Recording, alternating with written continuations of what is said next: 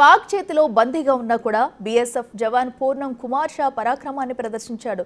ఎన్ని చిత్రహింసలకు గురి చేసినా, దుర్భాషలాడినా, కళ్లకు గంతలు కట్టినా, ఇబ్బందులు పెట్టినా తన ప్రాణాన్ని లెక్క చేయలేదు.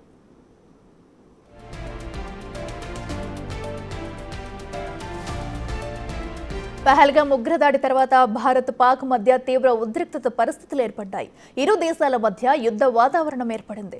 పరస్పరం దాడులు చేసుకున్నాయి. ఈ సమయంలో బీఎస్ఎఫ్ జవాన్ పూర్ణం కుమార్ షా అనుకోకుండా సరిహద్దును దాటాడు.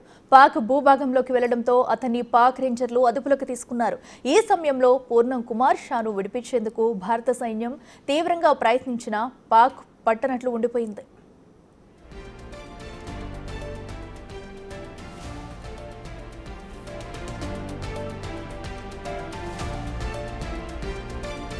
అయితే 21 రోజుల పాటు పూర్ణం కుమార్ షాను కస్టడీలో ఉంచుకున్న పాక్ రేంజర్లు అతన్ని చిత్రహింసలకు గురిచేశారు.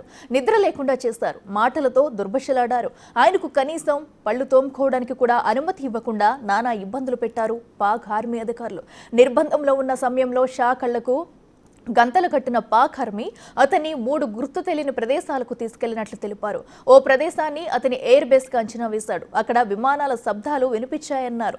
ఆ తర్వాత అతన్ని ఓ జైలు గదిలో ఉంచారని చెప్పారు.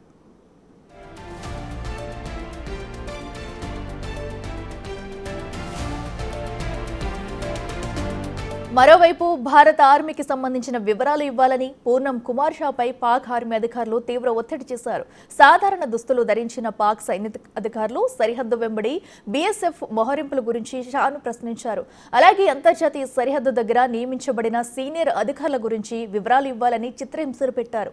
ఎన్ని చిత్రహింసలు పెట్టినా పూర్ణం కుమార్ షా ఎలాంటి వివరాలు ఇవ్వలేదు. బీఎస్ఎఫ్ నిబంధనల ప్రకారం పీకే షా దగ్గర ఎలాంటి ఫోన్ లేకపోవడంతో అతని దగ్గర ఎలాంటి వివరాలు లభించలేదు.